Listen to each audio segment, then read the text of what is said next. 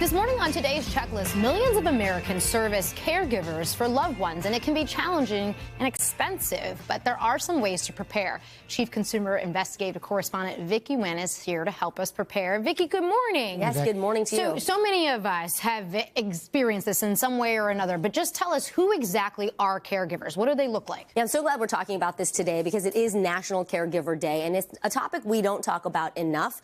But get this, 14% of U.S. adults right now are acting as a caregiver for someone who is elderly. Overall, caregivers, 75% are women, but we're not just talking about the elderly here. You can be caregiving for a spouse, a child with special needs. There's informal and formal caregiving, right? There are people who are just relatives, neighbors, family members who are acting as caregivers. There are also people who are trained as health aides, nurses, therapists who are doing this work, and it's a lot of unpaid labor.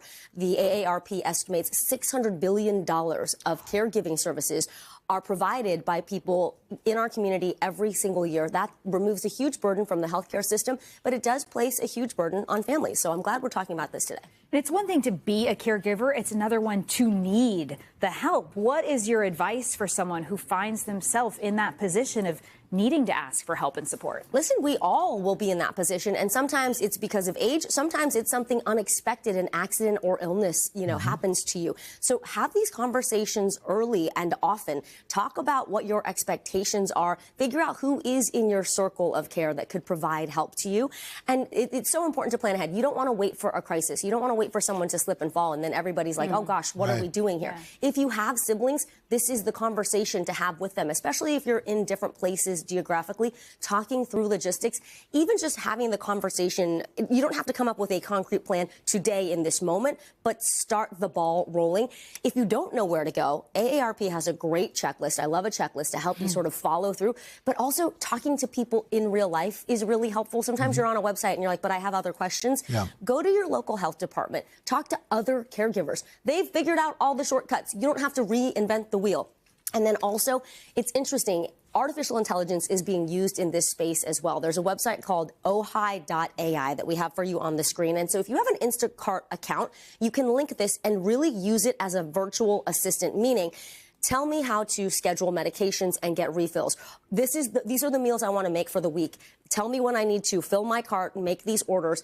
It actually can make your life so much easier. And those are sort of some of the little things that can assist a caregiver and save them a lot of time. This can also be really expensive. Let's talk about the costs. Yeah, Al. So on average, it costs about $30 an hour for a caregiver, but that number can vary widely based on where you live and the kinds of services that you need. And so you do need to evaluate the options that are available to you. Maybe you go through an agency, a home health agency. The good thing is what they're doing is background checking the aides for you. They're verifying people's status. And if you have an issue, you have someone that you can call and they can help. Someone's called in sick, they can replace the aide for you. You could go your own route, maybe by word of mouth referral. There's a website called care.com that you can go to and read reviews about caregivers and interview them yourself. But you are going to take on a little bit more of the work and time and effort by doing that, managing it on your own. Check insurance benefits, absolutely, for yourself as well as for your caregiver. There are employee assistance programs. You need to look into those. They can help with estate planning, giving you legal advice. They can help with making sure that you know the resources that are available to you or your loved ones. And that's what's really going to help you kind of get a big overall picture of the financial plan. Less than half of adults that were surveyed by the Kaiser Family Foundation said they have money set aside for their future long-term care. And that number jumps to 80% of people who think it would run out in the first year. And you think about savings and 401k, if you need a lot of care, that money can run out very quickly. So start having those conversations, putting aside some more money now if you can. Yeah, and just keep those lines of communication open, even if it's tough. All right, Vicky, thank you.